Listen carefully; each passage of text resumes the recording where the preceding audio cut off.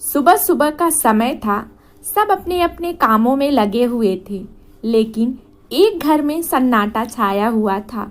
अनूपपुर के अंबेडकर नगर में एक घर के बाहर भीड़ लगी हुई थी। यह घर था सरिता देवी का, और सरिता देवी का आज सुबह सुबह ही निधन हो चुका था।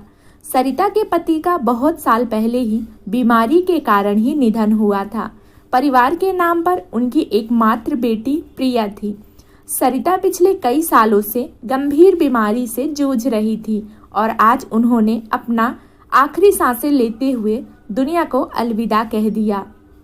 प्रिया की उम्र 21 वर्ष थी। वो कॉलेज के अंतिम वर्ष में थी। सरिता का निर्जीव शरीर उसकी आंखों के सामने सफेद चादर से ढका हुआ था। प्रिया की आंखों से आंसू बहते जा रहे थे। पास बैठी औरतों ने उसे सांत्वना दे रही थी, लेकिन माँ को खो देने का दुख सिर्फ प्रिया ही जान सकती थी। अपना कहने के लिए एक वही तो थी इस दुनिया में। सरिता ने प्रिया को उसकी पढ़ाई के लिए इंदौर भेज दिया था, जिसकी खास वजह सिर्फ सरिता ही जानती थी। इंदौर में प्रिया नेशनल कॉलेज में पढ़ती थी और उसी कॉलेज के एक हॉस्टल में रहती थी। प्रिया बहुत ही कम बोलने वाली लड़की है। वो अपना अधिकतर समय किताबों में ही बिताया करती थी। कॉलेज में उसकी एकमात्र दोस्त थी रूही, जो कि इंदौर में रहती थी अपने परिवार के साथ। रूही और प्रिया दोनों बहुत अच्छी दोस्त थी। कॉलेज के 2 साल दोनों ने साथ साथ ही पूरे किए थे, लेकिन रूही प्रिया को बहुत कम जान पाई थी। प्रिया इस बार बिना रूही को बताए अनूपपुर आ गई थी। सरिता के अंतिम संस्कार की तैयारी हो चुकी थी। जब उनके पार्थिव शरीर को ले जाया जाने लगा तो प्रिया जोर जोर से रो पड़ी। औरतों ने उसे संभाला, लेकिन कोई उसे रोक नहीं पाया। वो दौड़कर बाहर आई और कहने लगी, हम भी साथ जाएंगे। तभी एक औरत ने कहा, बिटिया शमशान में नहीं जाती हैं। प्रिया ने कहा, हमें कुछ नहीं सुनना, हम भी साथ जाएंगे। पास खड़े रामलाल ने कहा, चलने दीजिए काका, अग्नि के लिए किसी अपने का होना भी जरूरी है, और आजकल क्या लड़का क्या लड़की, चलने दीजिए। सभी वहां से सरिता का पार्थिव शरीर लेकर निकले। आंखों में आंसू भरे, हाथ में अग्नि का पात्र पकड़े प्रिया चली जा रही थी। उसके बेजान पैरों में जैसे हिम्मत ही नहीं थी। माँ के साथ उसने बहुत कम वक्त गुजारा था। ना जाने वो कौन सी वजह थी जिससे माँ ने उसे हमेशा खुद से दूर रखा। सोचते हुए और बीती बातों को याद करते हुए शमशान आ चुका था। सरिता का अंतिम संस्कार किया गया। इकलौती वारिस होने के कारण उसी ने मुखाग्नि भी दी। उन पलों में प्रिया को संभालना बहुत मुश्किल हो रहा था। वहां मौजूद सभी की पलकें नम हो गई।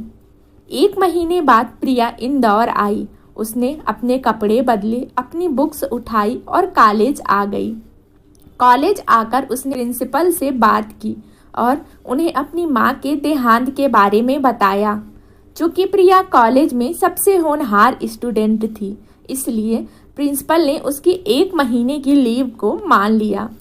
प्रिया प्रिंसिपल का शुक्रिया अदा करके बाहर आ गई।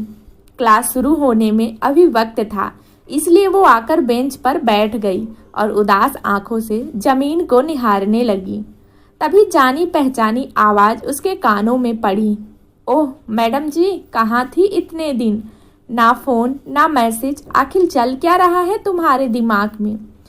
प्रिया आवाज़ की दिशा में पलटी तो सामने रूही खड़ी थी। प्रिया ने कोई जवाब नहीं दिया तो रूही उसके पास बैठ गई और प्यार से कहा, क्या हुआ प्रिया, सब ठीक तो है ना? रूही की बात सुनकर प्रिया की आंखें दबदबा गई। उसने नीचे जमीन की ओर देखा और कहा, माँ नहीं रही। रूही बोली, क्या? ये कब हुआ और तुमने मुझे बताया क्यों नहीं? प्रिया बोली, क्या बताती रूही, मैं खुद ही नहीं जानती थी कि माँ किस दर्द से गुजर रही हैं। मैं कुछ जान ना पाऊँ, इसलिए उन्होंने हमेशा मुझे खुद से दूर रखा, और देखो वो हमेशा हमेशा के लिए मुझसे दूर चली गई। कहते कहते प्रिया की आंखों में आंसू भर आए। रूही ने प्रिया का हाथ अपने हाथ में लिया और उसकी आंखों में देखते हुए कहा, तुम अकेली नहीं हो प्रिया, मैं हूं ना तुम्हारे साथ, दोबारा ऐसी बात मत कहना। प्रिया ने रूही को गले लगा लिया और रूही उसे हिम्मत बंधाती रही। क्लास का वक्त हुआ तो दोनों उठकर क्लास की ओर चली गई। प्रिया को अपना ख्याल रखने को बोलकर रूही घर चली गई, लेकिन आज उसका मन बहुत उदास था। वो बस प्रिया के बारे में ही सोच रही थी। अगली सुबह हॉस्टल वालों ने प्रिया से कमरा खाली करने को कहा। पिछले 1 महीने से उसके कमरे का किराया नहीं आया था। प्रिया ने कुछ दिन की परमिशन मांगी, लेकिन वार्डन ने साफ शब्दों में उसे कमरा खाली करने को कह दिया। किसी ने उसकी मदद नहीं की। प्रिया ने अपना सामान समेटा और बैग में जमाने लगी। उसके पास जो पैसे थे वो माँ के अंतिम संस्कार और उसके बाद के कामों में खर्च हो गए थे। अनजान शहर में आखिर मदद भी ले तो किसकी। प्रिया बहुत ही स्वाभिमानी लड़की थी और इसलिए उसने अपनी ये परेशानी रूही को नहीं बताई। अनूपपुर वापस जाने के अलावा प्रिया के पास अब और कोई रास्ता नहीं था। अपना बैग लेकर वो हॉस्टल से निकल गई। रूही जब कॉलेज आई तो क्लास में प्रिया को ना देखकर उसने अपने पास बैठी शीला से पूछा, जो कि उसी हॉस्टल में रहती है। रूही बोली, प्रिया कहाँ है, वो कॉलेज क्यों नहीं आई? शीला बोली, अरे तुझे नहीं पता क्या, आज वार्डन मैडम ने उसे हॉस्टल से निकाल दिया। रूही बोली, व्हाट, पर क्यों? शीला बोली, क्योंकि उसने हॉस्टल के रूम का किराया नहीं दिया था। फिर शीला ने कहा, अब मुझे डिस्टर्ब मत करो, पढ़ने दो। और फिर शीला ने बुक्स में नजरें गड़ा ली। रूही बोली, इतना सब हो गया और प्रिया ने मुझे बताया तक नहीं। ये लड़की भी ना, इसे समझना सच में बहुत मुश्किल है। पता नहीं इस वक्त वो कहाँ होगी, मुझे जाना होगा।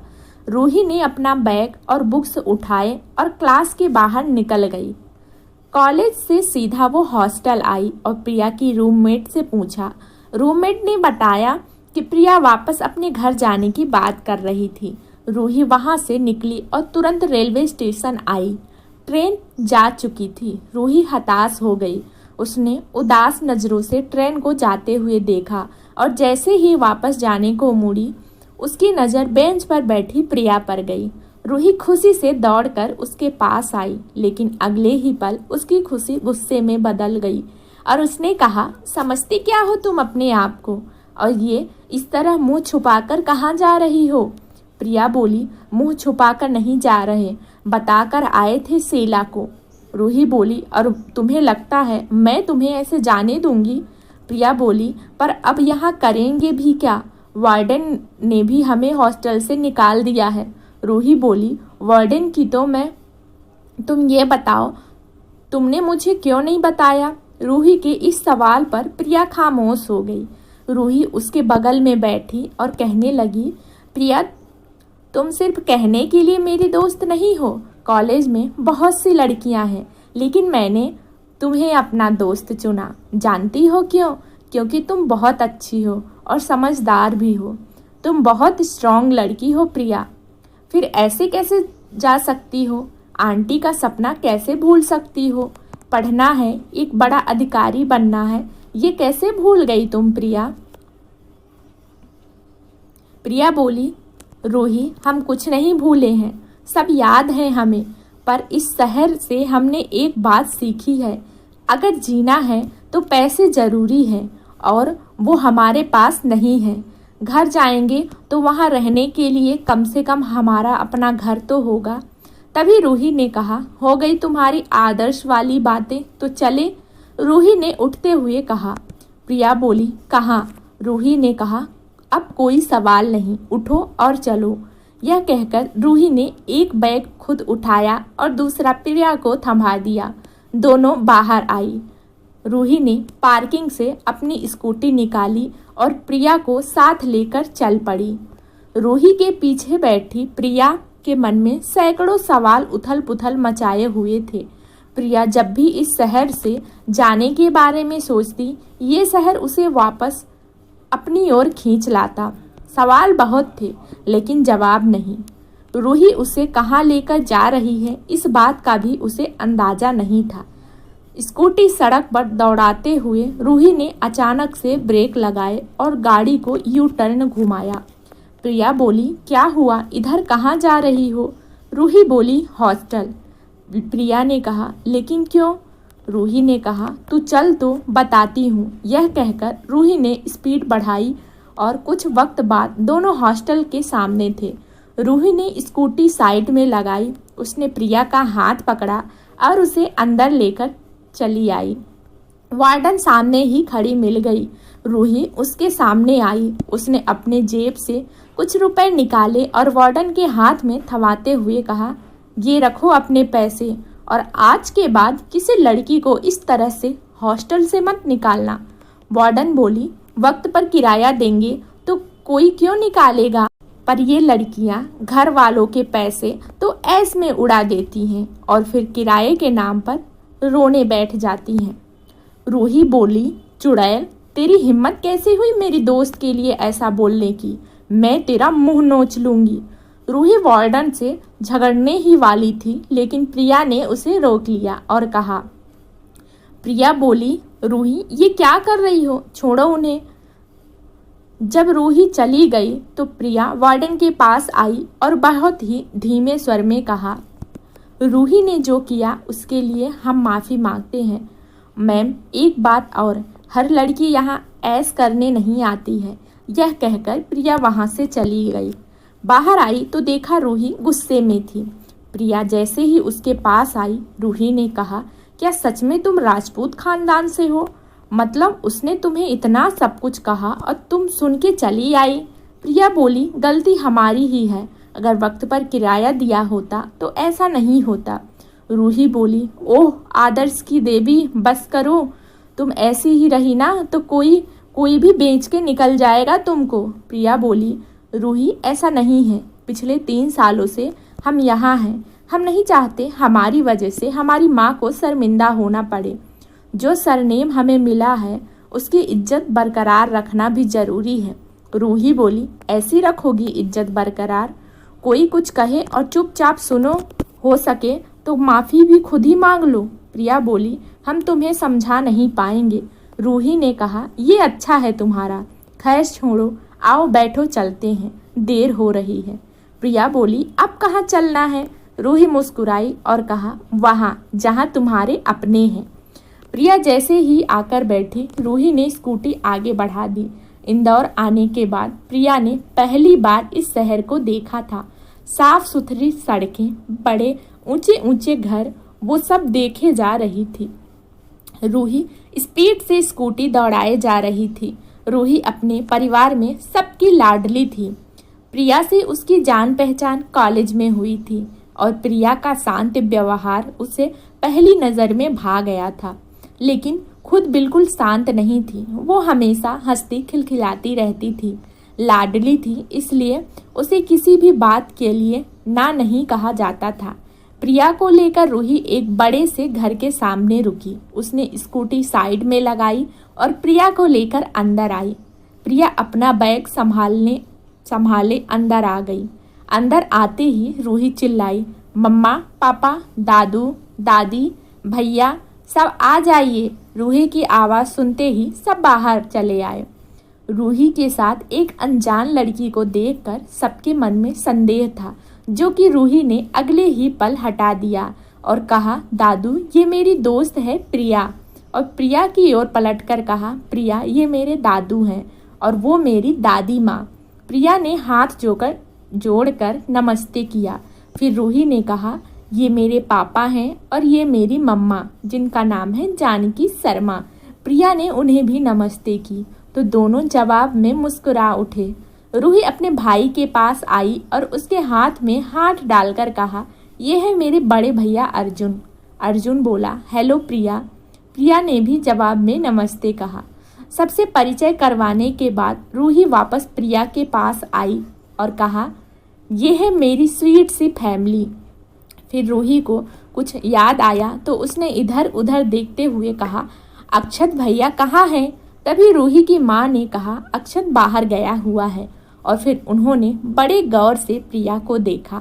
बड़ी बड़ी काजल से सनी आंखें, सुर्ख गुलाबी होंठ, सुराही सी पतली गर्दन, गोरा रंग, लंबे घने बाल जिन्हें सलीके से गूंथा हुआ था और उनसे छान कर आती एक बालों की लट जो मीरा के गालों को चूम रही थी।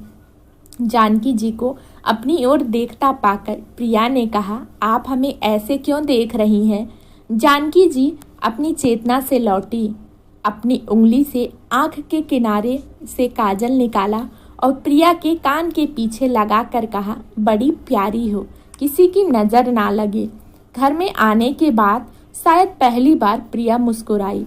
जानकी ने उसका हाथ पकड़ा और उसे सबके बीच ले आई। सभी हॉल में रखे सोफा पर बैठ गए। फिर रूही ने एक सांस में प्रिया की सारी बात कह डाली। फिर दादू के सामने आकर मासूमियत से कहा, मैंने ठीक किया ना दादाजी? दादाजी बोले, हाँ बेटा, बिल्कुल सही किया। ऐसे वक्त में दोस्त ही दोस्त के काम आता है। रूही बोली, तो फिर प्रिया यहाँ रह सकती है ना दादाजी? दादाजी बोले, बिल्कुल, जब तक वो चाहे वो यहाँ रह सकती है। फिर प्रिया की ओर दादाजी ने देखा और कहा, प्रिया बेटा, इसे अपना ही घर समझो। किसी भी चीज़ की ज़रूरत हो तो बेझिझक मांग लेना। प्रिया बोली, जी शुक्रिया। तभी अर्जुन बोला, पापा मैं चलता हूँ, ऑफिस में मीटिंग है। उसके पापा ने कहा, ठीक है, मैं और पिताजी आते हैं बाद में। अर्जुन ने अपना फ़ोन और बैग टेबल से उठाया और सबको बाय कहकर जाने लगा। तभी उसकी नज़र प्रिया पर गई तो उसने कहा, बाय प्रिया। प्रिया भी बोली बाय। तभी जानकी जी ने कहा, चलो बेटा, पहले तुम दोनों कुछ खा लो, और दोनों को अपने साथ डाइनिंग टेबल की ओर ले आई। रूही और प्रिया वहां आकर बैठ गई। जानकी ने दोनों के लिए खाना परोसा। फिर दादी माँ उठकर बाहर टहलने निकल गई। सर्दियों का मौसम था और इस मौसम में बस धूप ही सहारा होती है। दादी माँ बाहर बगीचे में आकर धूप सेक में लगी हुई थी। विजय, जो कि रूही के पापा का नाम था, और श्रीनाथ रूही के दादाजी था, और वो दोनों लोग भी कुछ देर बाद बाहर निकल गए। रूही ने खाना शुरू किया, लेकिन प्रिया खामोश बैठी थी। उसे खामोश देखकर जानकी जी ने प्यार से कहा, क्या हुआ बेटा, खाना खाओ? प्रिया बोली, हाँ। तभी जानकी जी ने कहा, तुम्हारा दर्द मैं बांट तो नहीं सकती, लेकिन उसे कम जरूर कर सकती हूँ। ये सब तुम्हारे साथ हैं बेटा। प्रिया ने नम आंखों से जानकी की ओर देखा तो जानकी ने प्यार से उसके चेहरे को अपने हाथों में लेकर कहा, इतनी प्यारी बच्ची उदास बिल्कुल अच्छी नहीं लगती। अब खाना खाओ, ठंडा हो रहा है। तब तक मैं तुम्हारे रहने का बंदोबस्त कर देती हूँ। फिर जानकी जी वहाँ से चली गई। प्रिया को सब बहुत अच्छे लगे, लेकिन सबसे ज़्यादा अच्छी जानकी जी लगी। उसमें वो अपनी माँ की छवि को देख पा रही थी। खाना पीना खाने के बाद रूही उसे अपना घर दिखाने लगी। घर काफ़ी खूबसूरती से बनाया हुआ था। नीचे एक तरफ दादा दादी का कमरा था, उससे लगकर पूजा घर, जहाँ बड़ी सी शिव पार्वती की मूर्ति थी। मंदिर से लगकर ही रसोई घर था, जिसके सामने डाइनिंग बना हुआ था। विजय और जानकी का कमरा सीढ़ियों के बिल्कुल पास से लगकर था, और एक था ऑफिस रूम, जहाँ बैठकर काम की बातें की जाती थी। घर के पीछे की तरफ बगीचा था, जिसमें हरी घास फैली हुई थी और एक कतार में गमलों में पौधे लगे हुए थे। यह सब दिखाकर रूही प्रिया को ऊपर लेकर आई, जहाँ 3 कमरे और एक बड़ा सा हॉल बना हुआ था। 2 कमरे साथ थे और तीसरा इनसे अलग बिल्कुल सामने हॉल से मिलाकर बनाया हुआ था। इसमें से एक कमरा अर्जुन का था और एक रूही का था। सामने जो कमरा था उसके बारे में रूही ने प्रिया से कुछ नहीं कहा। प्रिया ने भी कुछ नहीं पूछा। रूही जैसे ही दरवाज़ा खोलकर अपने कमरे में आई, एक तेज बदबू से दोनों ने अपना नाक बंद कर लिया। रूही ने दरवाज़ा वापस बंद किया और मम्मा को आवाज़ लगाई। जानकी ऊपर आई और कहा, सॉरी बेटा, वो आज सुबह गलती से तुम्हारे कमरे में क्लीनर की बोतल टूट गई। मैंने साफ करने को कहा है, रघु कर देगा। रूही बोली, लेकिन तब तक हम लोग कहाँ जाएं? प्रिया को फ्रेश भी होना है, हालत देखो इसकी। जानकी बोली, एक काम करो ना, तब तक नीचे मेरा वाला रूम इस्तेमाल कर लो। रूही बोली, रहने दीजिए, मैं अर्जुन भैया का कमरा यूज कर लूँगी। दोनों अर्जुन के कमरे में आई। मीरा ने देखा कमरा बिल्कुल साफ सुथरा और व्यवस्थित था। एक एक चीज सलीके से रखी हुई थी। प्रिया बड़े गौर से ये सब देख रही थी। तो रूही ने कहा, भैया हमेशा कमरे को टिप टॉप रखते हैं, अपने जैसा। प्रिया मुस्कुरा दी। तो रूही ने कहा, अच्छा तुम नहा लो, तब तक मैं नीचे से तुम्हारा सामान ले आती हूँ। प्रिया नहाने बाथरूम में चली गई और रूही नीचे। प्रिया नहाकर बाहर आई तो उसे टेबल पर रखे अपने कपड़े मिल गए। प्रिया ने कपड़े पहने और गीले बालों को सुखाने कमरे से बाहर आ गई, लेकिन हॉल की बालकनी के अलावा धूप और कहीं नहीं थी। प्रिया गीले बालों को तौलिए में लपेटे हॉल की बालकनी के पास आई और बाल सुखाने लगी। तभी उसकी नज़र हॉल से जुड़े उस कमरे के दरवाजे पर गई, जिस पर बड़े बड़े अक्षरों में लिखा था, अक्षत शर्मा, एक कॉम्प्लिकेटेड बॉय। प्रिया ने कहा, ऐसी नेम प्लेट कौन रखता है? बाल सुखाकर प्रिया वहां से रूही के कमरे की ओर आती है। रघु कमरे की सफाई कर चुका था। रूही अपने और प्रिया के लिए कॉफ़ी लेकर आई और उसे लेकर अपने कमरे में आई। प्रिया ने देखा कमरा बहुत खूबसूरत था। बड़ा सा गद्देदार बिस्तर, जिस पर फूलों वाली बेड शीट बिछी हुई थी और तकियों का ढेर लगा हुआ था। उन्हीं के बीच पड़ा था एक हल्के गुलाबी रंग का टेडी। प्रिया कमरे का जायजा करने लगी। बिस्तर के बिल्कुल सामने कबोर्ड बने थे। उनसे लगकर अटैच बाथरूम था। दीवार से लगकर एक स्टडी टेबल था, जिसके ऊपर किताबें रखी थी और एक नाइट लैंप भी। बिस्तर से कुछ ही दूर एक बड़ी खिड़की थी और उससे लगकर एक बालकनी थी, जिसमें हल्के गुलाबी रंग के पर्दे थे। प्रिया को ऐसे देखकर रूही ने कहा, अरे क्या हुआ, बैठो ना, काफ़ी ठंडी हो जाएगी। यह कहकर रूही बिस्तर से एक किनारे पर बैठ गई। प्रिया ने रूही की ओर देखकर कहा, समझ नहीं आ रहा रूही, तुम्हारा ये एहसान हम कैसे चुका पाएंगे? तुमने हमें यहाँ लाकर हम पर बहुत बड़ा एहसान किया है। रूही बोली, तुम फिर से शुरू हो गई। नीचे दादू ने क्या कहा था कि एक दोस्त ही दोस्त के काम आता है, तो इसमें एहसान कैसा हुआ? बोलो। प्रिया बोली, तुम नहीं जानती निधि, तुमने हमारे लिए क्या किया है। प्रिया ने शांत भाव से कहा। रूही बोली, अच्छा, जब ज़रूरत होगी तब हम तुमसे कुछ मांग लेंगे, तुम दे देना, उतर जाएगा एहसान। रूही ने कॉफ़ी का घूंट भरते हुए प्रिया से कहा। प्रिया बोली, ठीक है। फिर रूही बोली, ऐसे नहीं, वचन दो मुझे। तुम राजपूत लोगों के लिए तुम्हारा वचन बहुत इम्पोर्टेंट होता है ना, चलो दो। रूही ने हाथ आगे करते हुए कहा। प्रिया ने उसके हाथ पर अपना हाथ रखा और कहा, हम वचन देते हैं, तुम जो मांगोगी हम देंगे। रूही मुस्कुराते हुए प्रिया के गले लगी और कहा, तुम खुश रहो, इससे ज़्यादा मुझे कुछ नहीं चाहिए।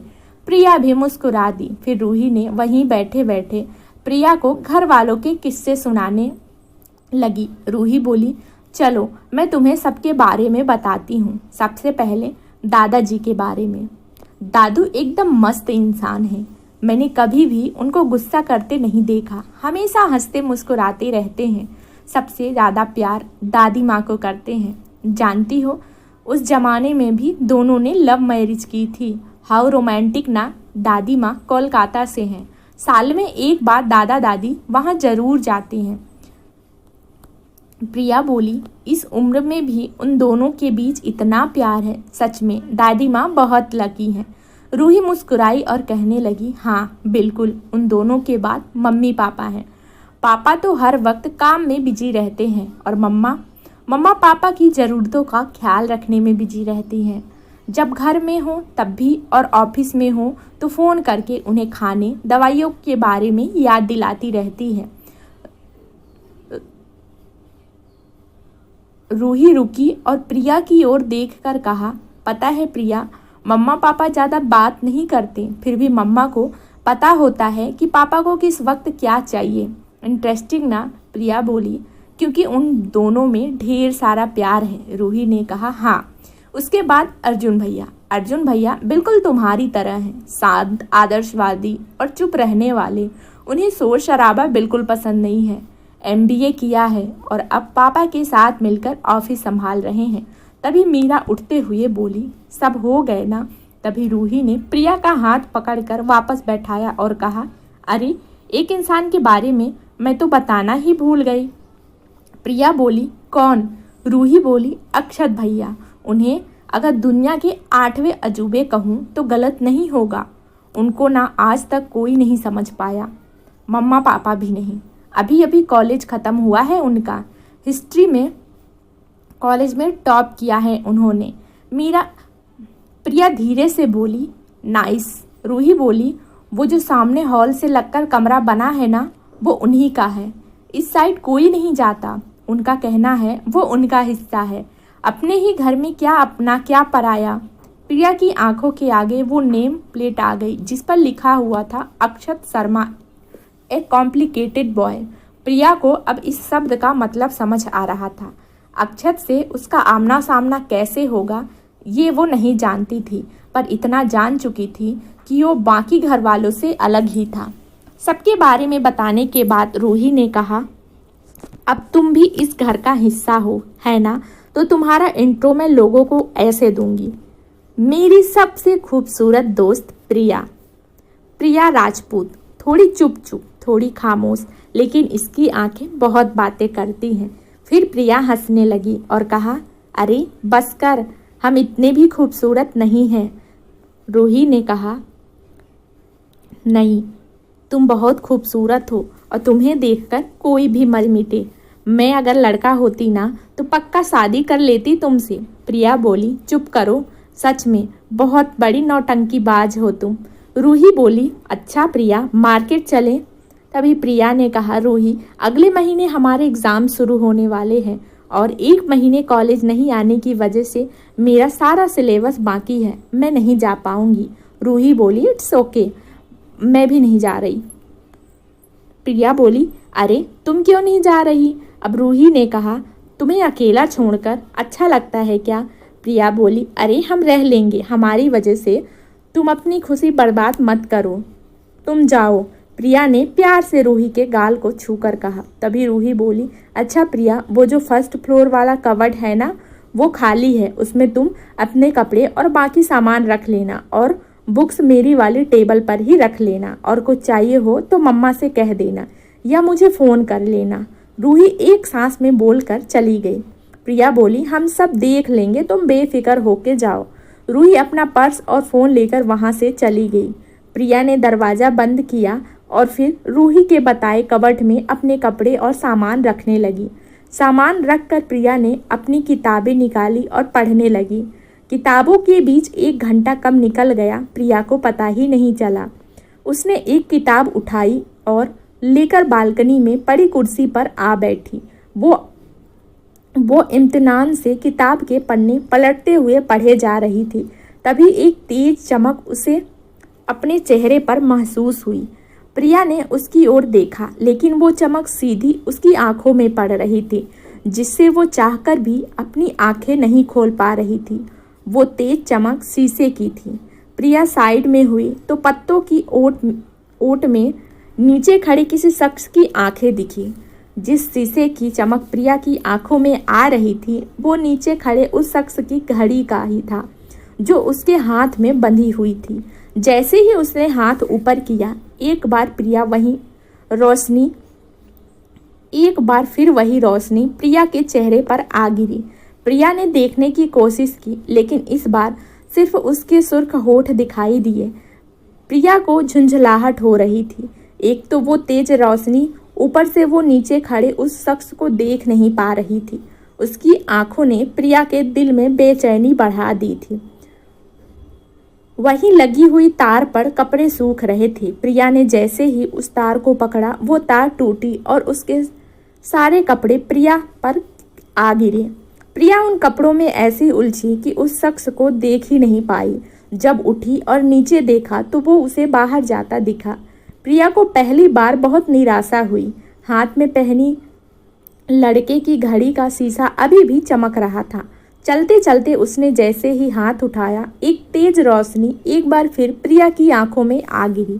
प्रिया अंदर आकर लेट गई, लेकिन आंखों के आगे बार बार वो दो आंखें और सुर्ख होठ आ रहे थे। प्रिया की झुंझलाहट अब और ज़्यादा बढ़ गई तो वो कमरे से बाहर आ गई। नीचे आकर वो बगीचे में दादी के पास चली गई। दादी ने देखा तो उसे पास आने को कहा और बोली, मन लग गया ना तुम्हारा यहाँ प्रिया? प्रिया ने धीरे से कहा, हाँ। दादी बोली, आओ बैठो। प्रिया आकर उनके पास बैठ गई। दादी ने बड़े गौर से देखा और कहा, तुम कुछ परेशान नजर आ रही हो।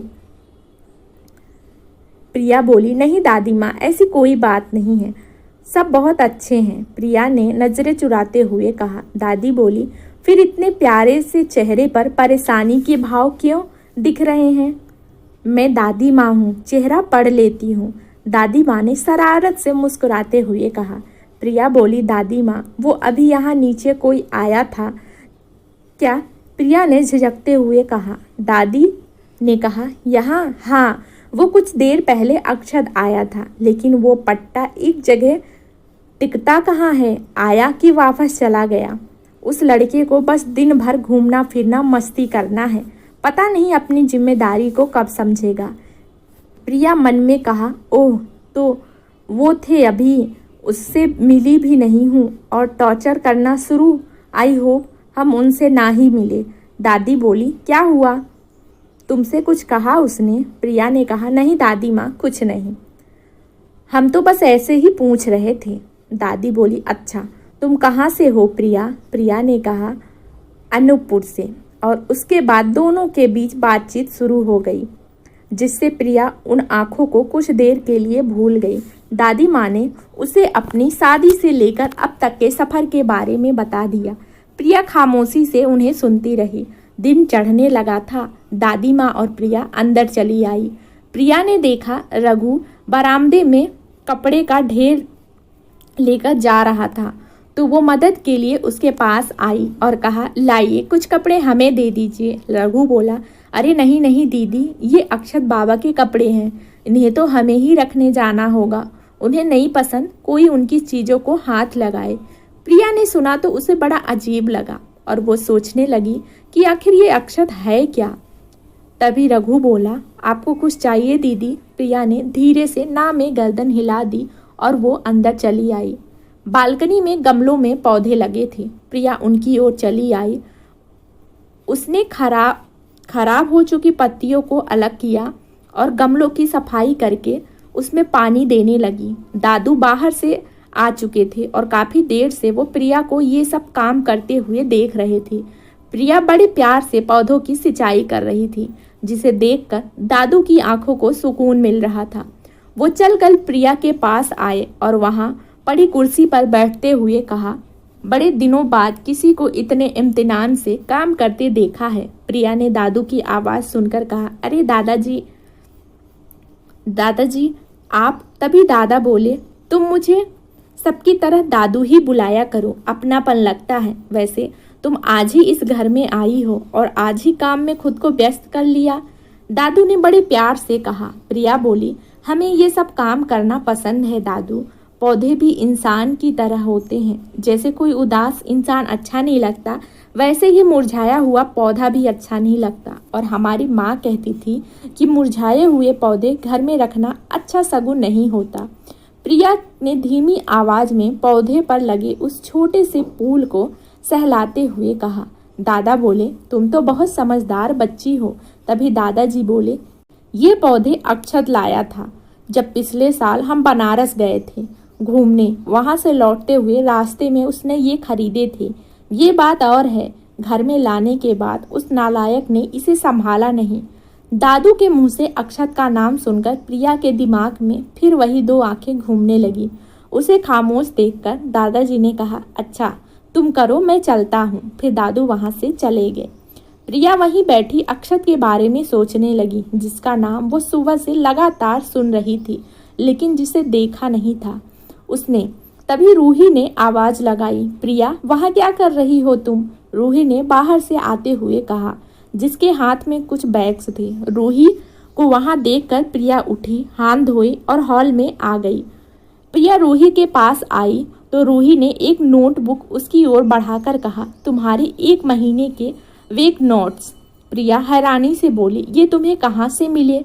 रूही बोली, विनीत से आज मार्केट में मिली थी। मैंने उसे कहा कि प्रिया 1 महीने से कॉलेज नहीं आई थी तो उसने खुशी खुशी अपने नोट्स दे दिए। प्रिया बोली, तुमने ऐसा क्यों किया?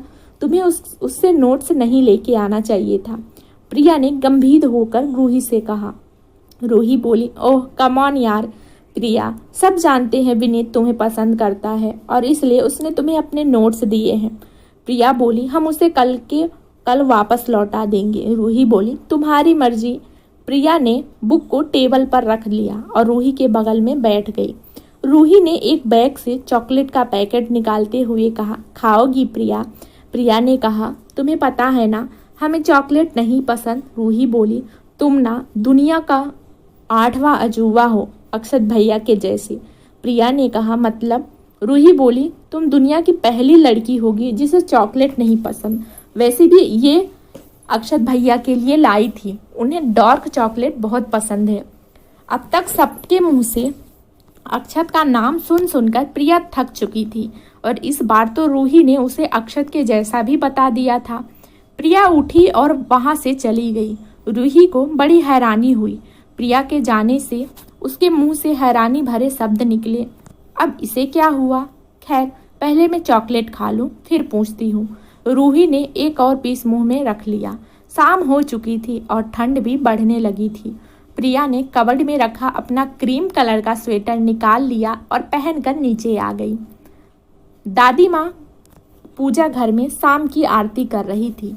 दादाजी हॉल में बैठकर टीवी पर न्यूज़ देख रहे थे, जिन्हें पूजा करते हुए दादी बीच बीच में टोक भी रही थी। घर पर दादाजी के कान पर जू तक नहीं रेंगती। प्रिया ये नज़ारा देखकर मुस्कुरा उठी। हॉल से कुछ ही दूर बने डाइनिंग एरिया में रघु टेबल पर रखी प्लेट साफ करके लगा रहा था। उसका ध्यान टेबल पर कम और न्यूज़ पर ज़्यादा था और उसी के हिसाब से उसके चेहरे के भाव भी बदल रहे थे। प्रिया उसके पास आई और इशारों में ही उसे वहां बैठकर टीवी देखने को कहा और उसके हाथ से कपड़ा लेकर खुद प्लेट पोंछ कर रखने लगी। रघु प्रिया के इस व्यवहार पर मुस्कुरा उठा। वहां से प्रिया किचन की ओर आई और दरवाजे पर आकर रुक गई। उसे दरवाजे पर खड़े देखकर जानकी जी ने कहा, तुम बाहर क्यों खड़ी हो?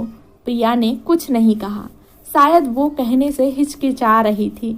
जानकी जी ने उसका चेहरा देखा तो उसकी परेशानी समझ गई और कहा, तुम सोच रही होगी हम लोग ब्राह्मण हैं और तुम राजपूत हो तो रसोई के अंदर आऊं या नहीं, यही बात है ना? तभी प्रिया बोली, जी हम राजपूत जरूर हैं लेकिन शाकाहारी हैं। जानकी जी ने कहा, कोई बात नहीं, अंदर आ जाओ। प्रिया अंदर आई। किचन एक कमरे जितना बड़ा था। सारा सामान व्यवस्थित जमा हुआ था। वो किचन की हर चीज को बड़े गौर से देख रही थी। तभी उसकी नज़र सामने रैक पर रखे कॉफी मग पर गई। प्रिया ने उसे उठाया। उस पर किसी लड़के की तस्वीर थी लेकिन चेहरा नहीं नजर आ रहा था। उसने अपने हाथ को अपने चेहरे से बिल्कुल ढका हुआ था, अपने हाथ को जिससे सिर्फ उसकी आंखें नजर आ रही थी। प्रिया ने पलट कर देखा तो पीछे एक मैसेज लिखा था, my eyes are enough for you to fall in love with me. मतलब तुम्हारा मेरे प्यार में पड़ने के लिए मेरी आंखें ही काफ़ी है। प्रिया ने पढ़ा तो उसे बहुत अजीब लगा। वो जैसे ही पलटी, जानकी पीछे खड़ी थी। उसने प्रिया के कहने से पहले ही मग की तस्वीर की ओर इशारा करते हुए कहा, ये मेरा छोटा बेटा अक्षत है।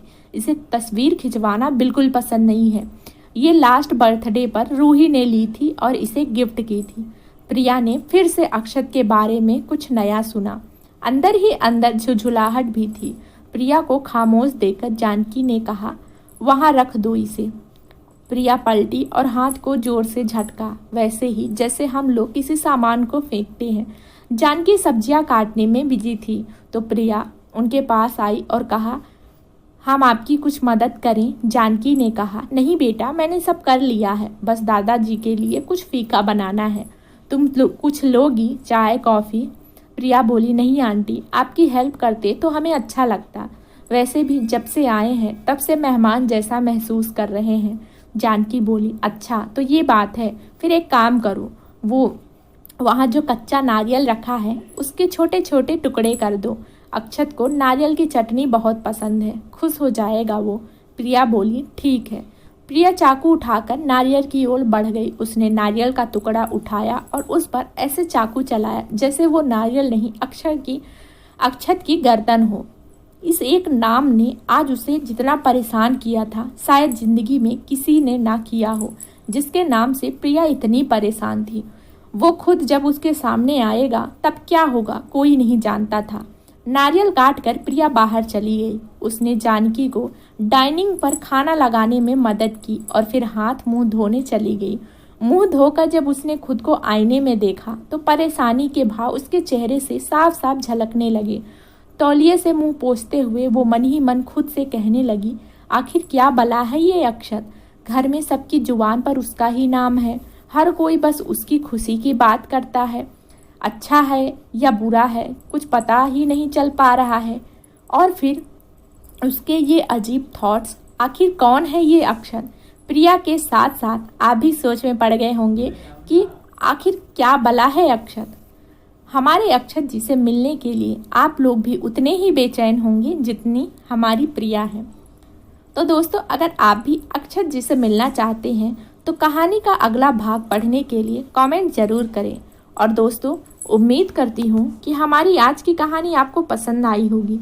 अगर पसंद आई है तो वीडियो को लाइक करें और अगर आप मेरे चैनल पर नए हैं तो चैनल को सब्सक्राइब भी कर लें। साथ ही बेल आइकन को भी प्रेस करें ताकि मेरे नेक्स्ट कहानी का नोटिफिकेशन सबसे पहले आप तक पहुँचे। और हाँ, इस कहानी का अगला अध्याय सुनने के लिए आप कमेंट बॉक्स में कमेंट जरूर करें।